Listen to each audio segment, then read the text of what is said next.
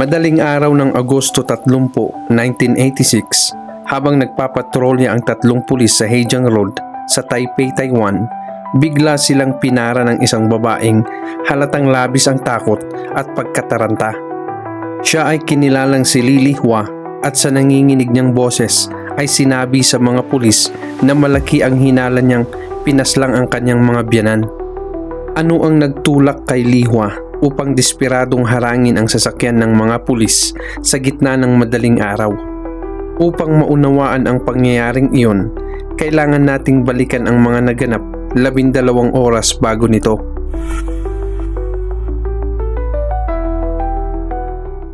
Bandang 1:30 ng hapon noong August 29, isang araw bago ang insidente, tumawag sina Lily Hua at ang kanyang asawang si Zhuang Wenhui sa bahay ng mga magulang nito upang ipaalam na bibisita sila. Ang ama ni Wenhui mismo ang sumagot sa telepono at tulad ng karaniwang magulang, masaya nitong tinanggap ang balitang darating ang kanyang anak at manugang. Pagkaraan ng 3 oras, bandang 4:30 ng hapon, dumating ang mag-asawa sa bahay, ngunit nagulat sila nang makitang nakalak ang bakal na gate mula sa loob. Ilang ulit nilang pinindot ang doorbell, ngunit walang sumasagot. Unti-unting nabahala si Wenhui dahil ilang oras lamang ang nakalipas ay masaya pa niyang nakausap ang kanyang ama sa telepono. Kaya nagtaka siya kung bakit biglang walang tao sa bahay. Habang nakatayo sila sa labas, napansin ni Wenhui ang isang liham na nakadikit sa pinto. Nakasaad doon na aalis umano ang kanyang mga magulang papuntang Argentina makalipas ang 2 araw, kaya bumiyahe muna sila patungong timog ng Taiwan upang magpaalam sa kanilang mga kamag-anak at kaibigan. May nakalagay ding paghingi ng paumanhin sa anumang abalang na idulot nito at nilagdaan ang liham sa pangalang Yunhui. Bago natin ipagpatuloy ang kwento, mahalagang makilala muna ang mga taong nabanggit sa liham at maunawaan ang relasyon nila sa isa't isa. Ang ama na tinutukoy sa liham ay si Zhuang Sudo, 68 taong gulang. Kasama ang kanyang asawang si Mrs. Kai at mayroon silang 3 anak. Ang panganay nilang anak ay matagal nang naninirahan sa Argentina. Ang kanilang anak na babae na si Zhuang Yuking ay asawa ni Chen Yunhui, ang taong lumagda sa liham. Samantala, ang bunsong anak nilang si Zhuang Wenhui ay asawa ni Lily Hua, ang babaeng humingi ng tulong sa mga pulis. Kilala ang pamilya Zhuang bilang isang mayamang pamilya ng mga negosyante. Nagsimula lamang sina Ginoo at Ginang Zhuang sa isang maliit na barberya sa Taipei. Ngunit sa pamamagitan ng matyagang pag-iipon ay nakapag-invest sila sa mga lupa sa paligid ng Hejiang Street. Nagkataon namang mabilis ang paglawak ng lungsod ng Taipei noong panahong iyon, kaya tumaas ng husto ang halaga ng kanilang mga ari-arian sa loob lamang ng ilang taon. Dahil sa tamang pagkakataon at matagumpay na pamumuhunan, nakapag-ipon ang mag-asawa ng malaking yaman. Sa 3 nilang anak, ang panganay ang unang lumipat sa Argentina. Kalaunan, sumunod din ang kanilang anak na babae at ang asawa nitong si Chen Yunhui na tuluyan na ring nanirahan sa bansang iyon. Ang bunsong anak na si Wenhui at ang asawa nitong si Lily Hua lamang ang nanatili sa Taiwan upang alagaan ang kanyang mga magulang. Nakatira sina Ginoo at Ginang Zhuang sa 131 Hejiang Street, isang bahay na kalaunan ay magiging sentro ng isang kasong yayanig sa Taiwan. Pagsapit ng Agosto 1986, nagpasya na rin ang mag-asawang Zhuang na lumipat sa Argentina upang makasama ang kanilang mga anak at doon gugulin ang kanilang pagreretiro. Bumalik pa si Chen Yunhui mula sa Argentina upang tulungan sila sa mga dokumento para sa kanilang paglipat at samahan sila sa nalalapit na pag-alis. Nang malaman ni Wenhui at Li Hua na malapit nang umalis ng Taiwan ang kanyang mga magulang, nagpasya silang bumisita upang tumulong sa pag-iimpake ng kanilang mga gamit. Bandang 4:00 ng hapon noong August 29, dumating sila sa bahay sa 131 Hejiang Street, ngunit muli nilang nadatnan ang pangunahing gate na nakalak mula sa loob.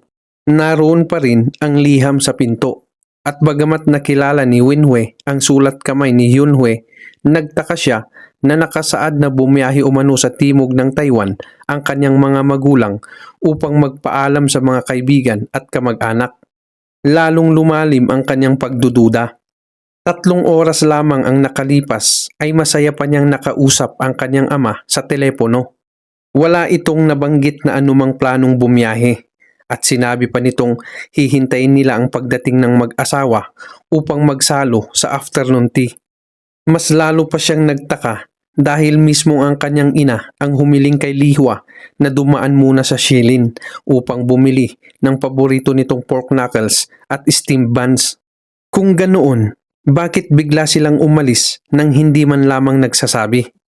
Matapos maghintay ng matagal sa labas ng bahay, nagpasya muna ang mag-asawa na pumunta sa isang kalapit na restaurant upang magpahinga. Habang naroon sila, paulit-ulit na tumatawag si Wenwei sa bahay sa pag-asang nakabalik na ang kanyang mga magulang. Bandang 10:30 ng gabi, may sumagot sa telepono. Ngunit sa halip na boses ng kanyang ama o ina, ang narinig niya ay ang kanyang bayaw na si Chen Yunhue. Maikli lamang ang sinabi nito. Ipinaalam nitong hindi pa nakakauwi ang kanyang mga biyanan bago agad nitong ibinaba ang telepono. Lalong nabahala sina Winhue at Lihua sa kakaibang kilos ni Yunhue. Nagpasya silang bumalik sa bahay upang tiyaking maayos ang lahat. Pagdating nila, muli silang nag-doorbell. Makalipas ang ilang sandali, lumabas si Yunhue. Kapansin-pansin na nakasuot lamang siya ng puting sando at shorts. Halata rin ang pagkainis nito sa kanilang pagdating. Sinabi niyang ipinaalam na niyang wala pa sa bahay ang mga magulang ni Wenhue at nagtanong kung bakit bumalik pa sila sa ganoong oras. Ipinaliwanag ng mag-asawa na nais lamang nilang alamin kung may maitutulong sila. Pinayagan naman silang pumasok at umakyat sa loob ng bahay. Pagdating sa sala, naupo si Yunhue sa sofa at ipinatong pa ang kanyang mga paa sa isang upuan. Agad napansin ni Wenhue na may kakaiba sa kilos ng kanyang bayaw. Maputla ang mukha nito, namumula ang mga mata at halatang pagod na pagod. Mas lalo siyang nabahala nang mapansin ang amoy na kahawig ng dugo sa loob ng bahay.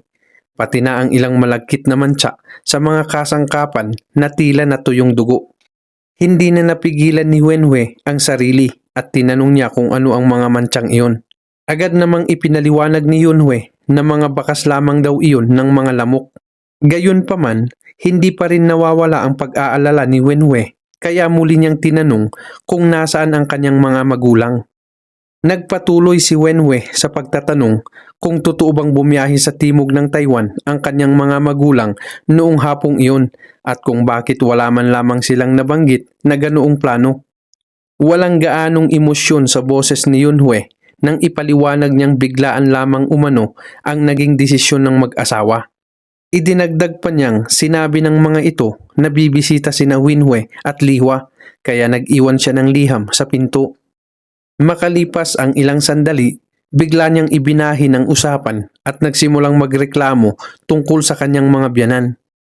Ayon kay Yunhue, palaging pinapaboran ng mag-asawang Zhuang ang kanilang panganay na anak. Sinabi rin niyang sa kabila ng maayos na pakikitungo nilang mga manugang at anak sa mag-asawa, wala umano silang makukuhang bahagi ng mga ari-arian nito. Para sa kanya, sapat na ang kayamanan ng panganay kaya hindi niya maintindihan kung bakit tila wala silang maaasahan. Nagulat si Wenhue sa sinabi ng kanyang bayaw. Ngunit agad siyang nakisabay sa usapan upang hindi ito maghinala. Nagkunwari siyang sumasang-ayon at sinabi niyang matagal na rin siyang nagtataka kung bakit wala man lamang iiwan ang kanyang mga magulang para sa kanya. Idinagdag pa niyang hindi maganda ang takbo ng kanyang negosyo at ilang beses na niyang naisip na humiram ng pera sa mga ito, ngunit hindi niya nagawa. Sinabi rin niyang minsan ay naiisip niyang baka ang pag-alis ng kanyang mga magulang patungong Argentina ay paraan upang makaiwas sa kanya. Lalong naging masigla si Yunhue matapos marinig ang mga salitang iyon na para bang nakatagpo siya ng kakampi. Sinabi pa niyang kahit itinuturing niya ang sarili bilang anak ng mag-asawang Zhuang, pakiramdam niya ay hindi siya pinagkakatiwalaan. Idinagdag niyang kahit si Wenhui na tunay nilang anak ay tila hindi rin nabigyan ng halaga dahil mas pinili pa umano ng kanyang mga magulang na lumipat sa Argentina kaysa manatili sa Taiwan kasama siya. Nagpatuloy ang dalawa sa pag-uusap sa sala, ngunit alam ni Wenhui na hindi totoo ang mga sinasabi niyang iyon. Nakikisama lamang siya upang hindi mahalata ni Yunhui na naghihinala na siya. Sa isip ni Wenhui, marami ng palatandaan na may seryosong nangyari. Kabilang dito ang biglaang pagkawala ng kanyang mga magulang nang walang abiso. Ang bahay na nakalak mula pa noong hapon, ang mga mantsang kahawig ng dugo sa loob ng bahay, ang kakaibang amoy na hindi nawawala at ang hindi pangkaraniwang kilos ni Yunhui. Habang tumatagal, lalo siyang nakumbinsing may masamang nangyari sa kanyang mga magulang.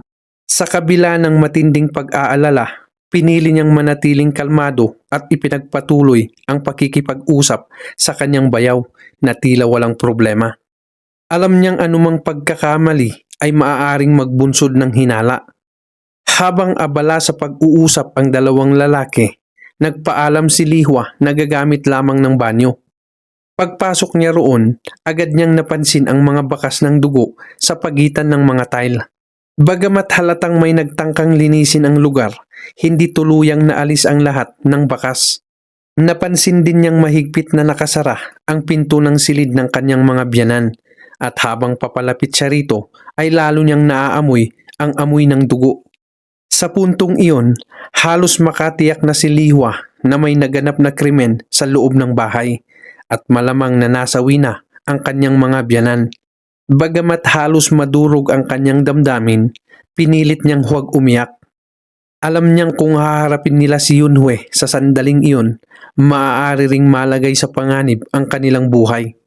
Matapos punasan ang kanyang mga luha at pakalmahin ang sarili, bumalik siya sa sala na tila walang napansin.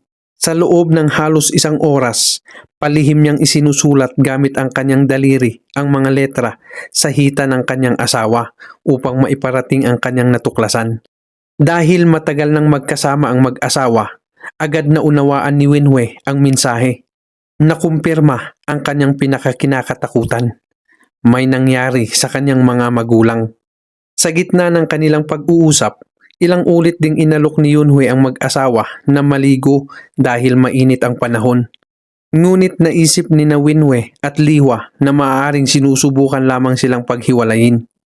Magalang nilang tinanggihan ang alok at nanatili sa sala.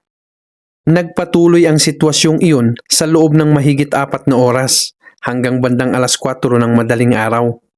Sa panahong iyon, halos kalahating kahana ng sigarilyo ang naubos ni Yunhui. Maya-maya, tumayo si Lihua at kunwari nagreklamo sa dami ng upos ng sigarilyo sa sala. Habang sinisimulan niyang maglinis, inilagay niya ang mga basura sa isang maayos na nakataling supot at nagsabing itatapon lamang niya ito sa ibaba. Sinadya niyang gawin iyon sa oras ng karaniwang dumaraan ang truck ng basura. Plano niyang humingi ng tulong sa mga taga-kolekta ng basura o sino mang makakasalubong upang maipatawag ang pulisya. Pagsapit niya sa kanto, nakita niyang paparating ang truck ng basura. Kasunod nito, isang patrol car ng pulisya ang mabagal ding papalapit. Agad niyang ibinagsak ang supot ng basura at tumakbo upang harangin ang sasakyan ng mga pulis. Pagkababa ng mga pulis, isinalaysay ni Lihua ang lahat ng kanyang napansin sa loob ng bahay. Hindi na nag-aksaya ng oras ang 3 pulis at agad siyang sinamahan pabalik sa bahay sa 131 Hejiang Street. Pagdating nila, mabilis silang umakyat sa ikalawang palapag. Sa sala, nadatnan nilang kalmado pa ring nakaupo si Yunhui sa sofa at walang ipinapakitang sinyales ng pagkataranta. Ngunit agad napansin ng mga pulis ang kakaibang amoy ng dugo sa loob ng bahay. 2 sa kanila ang nagsimulang mag-inspeksyon sa itaas at ibabang palapag, habang ang isa naman ay naiwan sa sala upang bantayan si Yunhui. Samantala, nagtungo sina Wenhui at Lihua sa silid ng kanyang mga magulang. Ilang ulit sinipa ni Wenhui ang pinto ngunit hindi ito bumukas.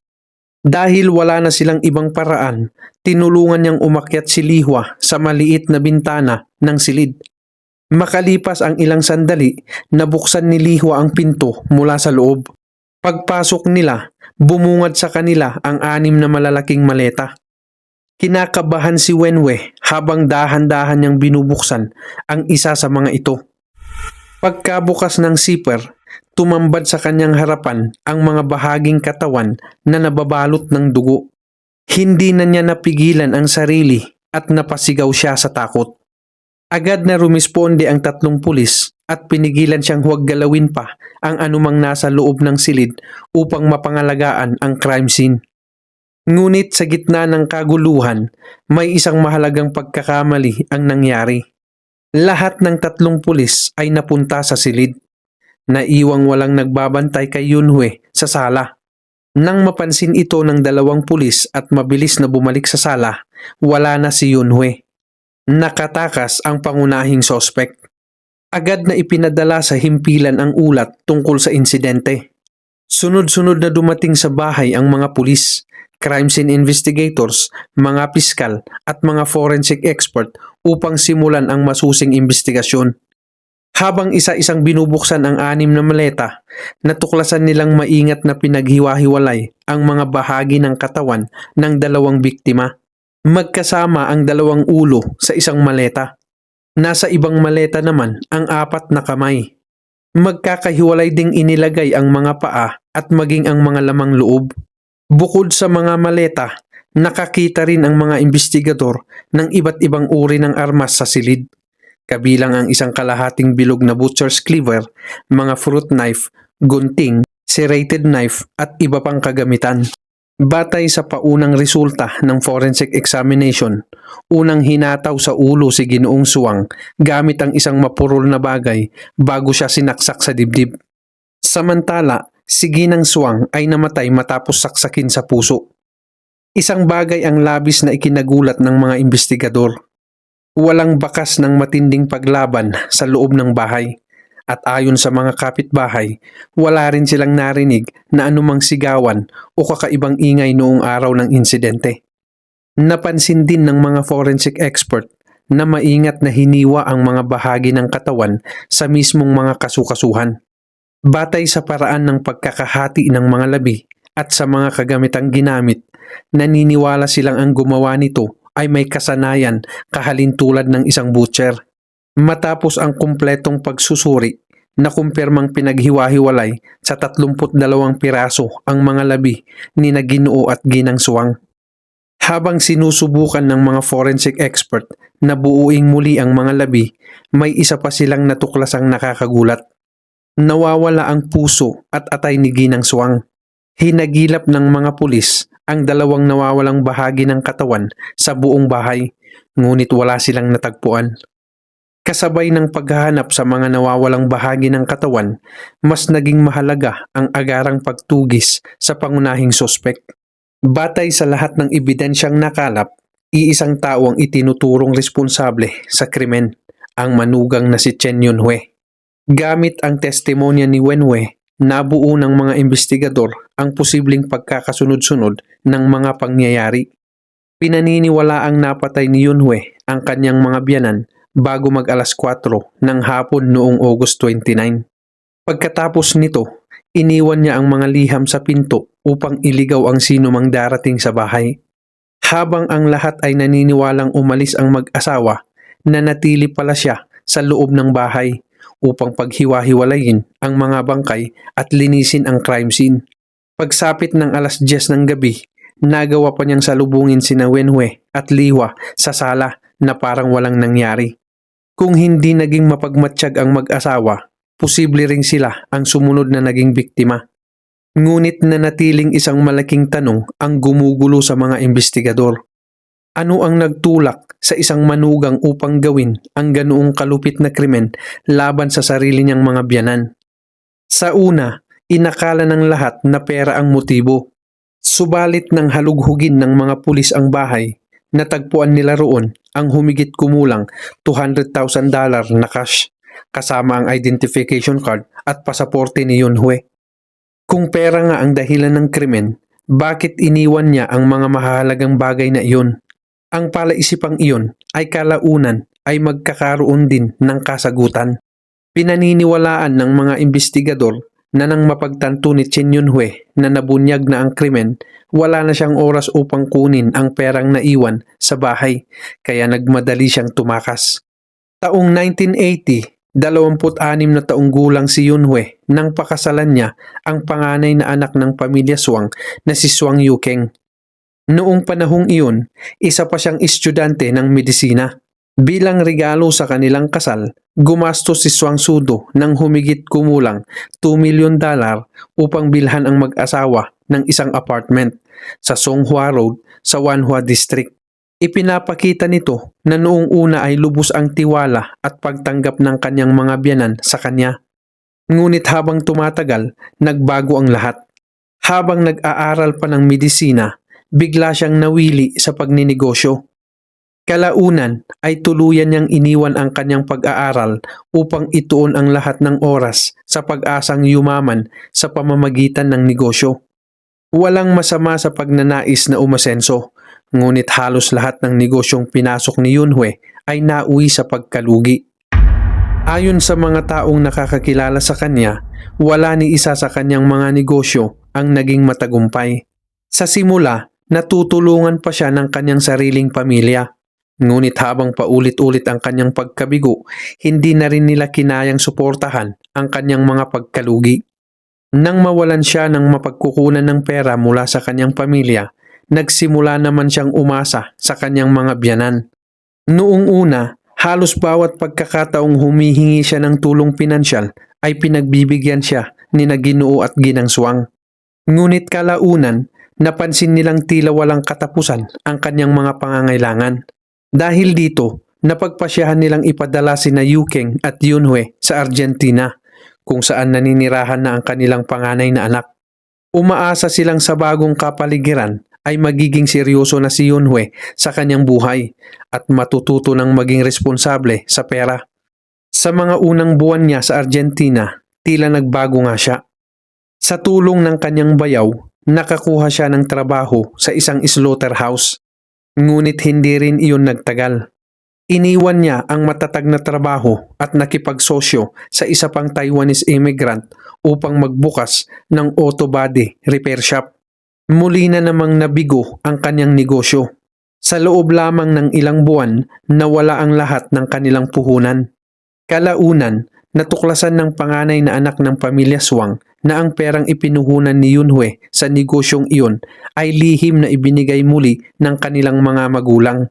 Dahil dito, nagalit siya at sinabihan ang kanyang mga magulang na itigil na ang patuloy na pagsuporta kay Yunhui.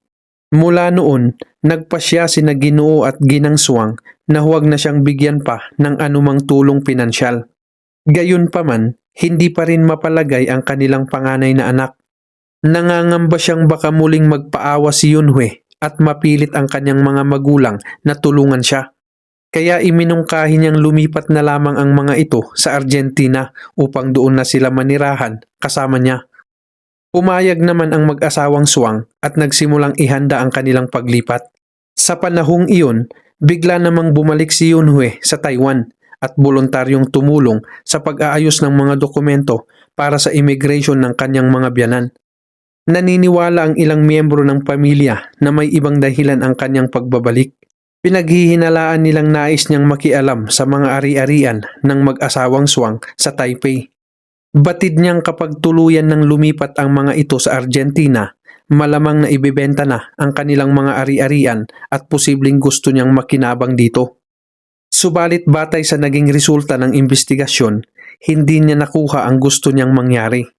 Ito rin ang pinaniniwalaang dahilan kung bakit paulit-ulit niyang inireklamo sa kanyang bayaw noong gabi ng insidente na tila mas pinapaboran ng kanyang mga biyanan ang kanilang panganay na anak.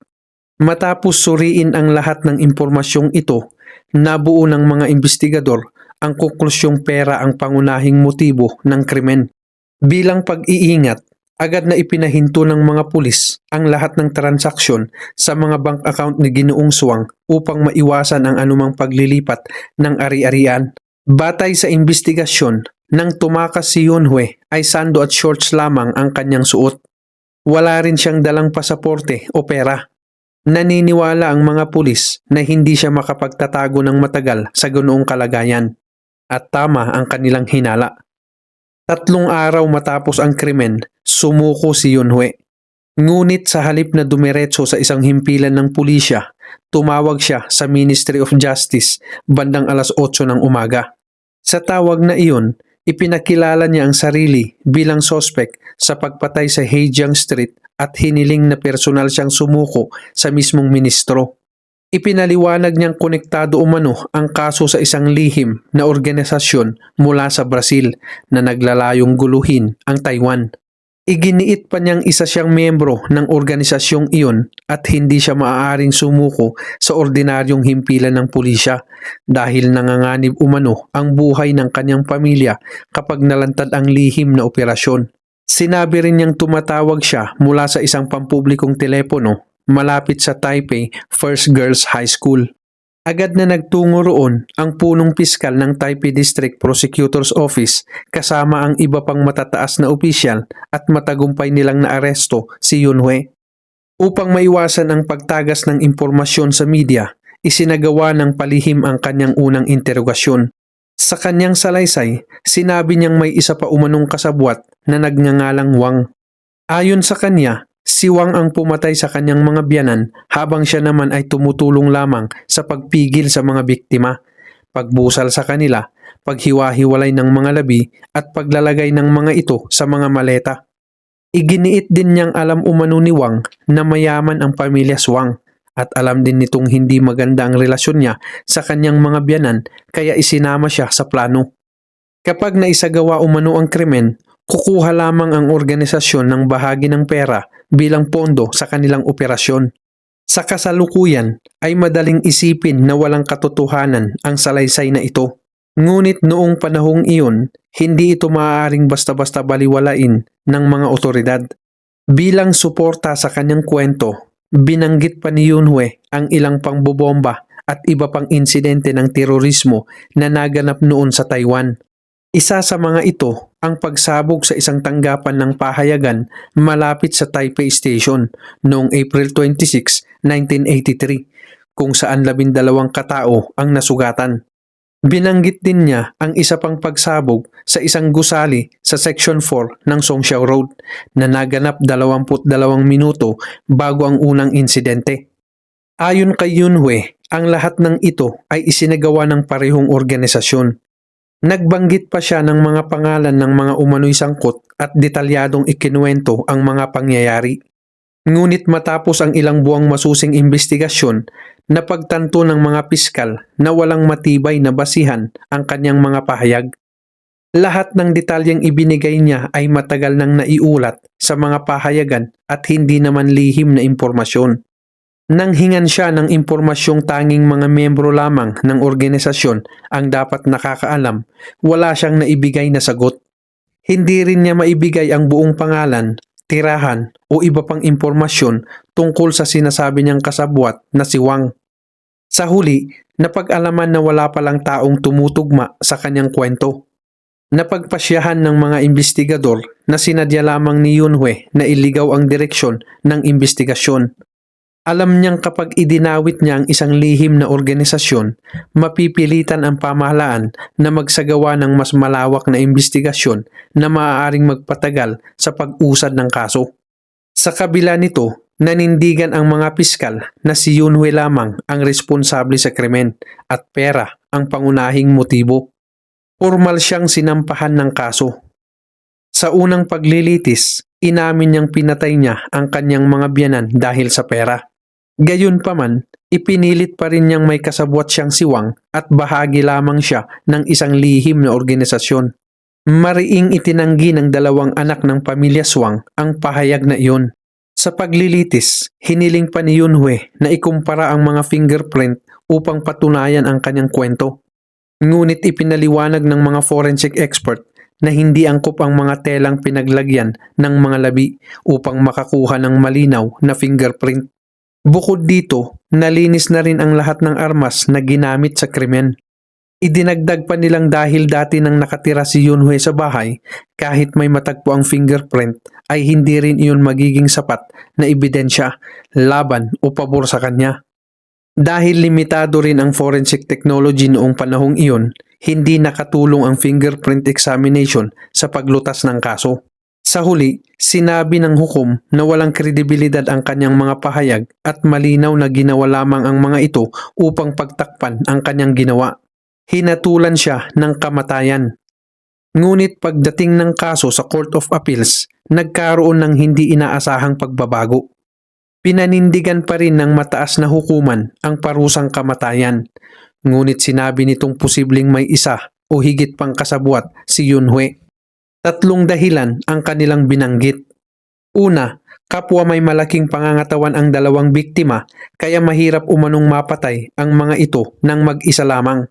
Ikalawa, naganap ang krimen sa araw at wala namang kapitbahay na nakarinig ng anumang sigawan o paghingi ng saklolo.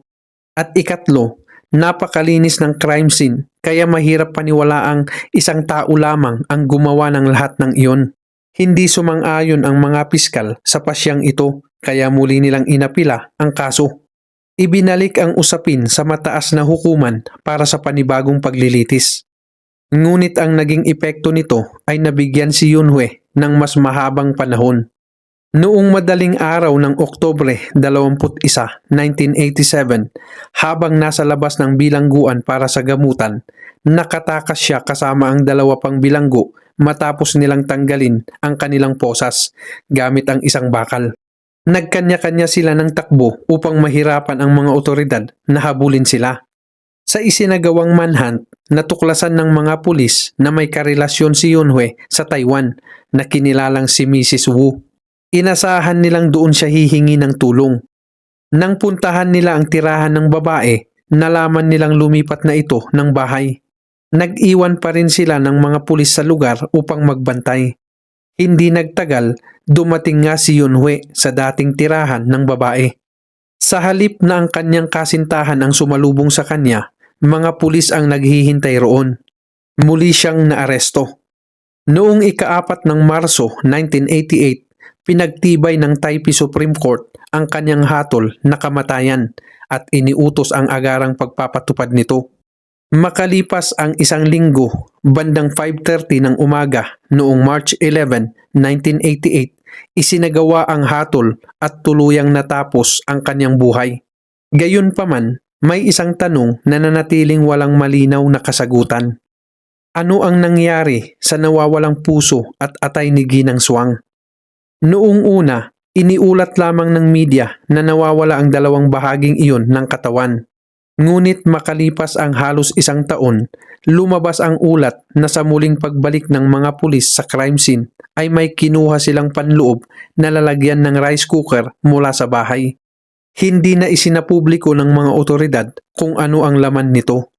Hanggang ngayon, nananatiling bahagi iyon ng mga detalyeng hindi kailanman opisyal na ipinaliwanag. Ipinakita ng kasong ito kung paano maaaring humantong sa matinding krimen ang walang kontrol na kasakiman. Ang pagnanais na umasenso at magkaroon ng maayos na buhay ay hindi mali. Ngunit kapag ang hangaring iyon ay nauwi sa labis na kasakiman, maaari nitong tuluyang mabura ang hangganan ng pagitan ng tama at mali. At dito nagtatapos ang kasong ito. Ano ang inyong pananaw sa nangyaring krimen? Ibahagi ang inyong opinion sa comment section sa ibaba. Maraming salamat sa inyong panunood at magkita-kita tayo sa susunod nating video.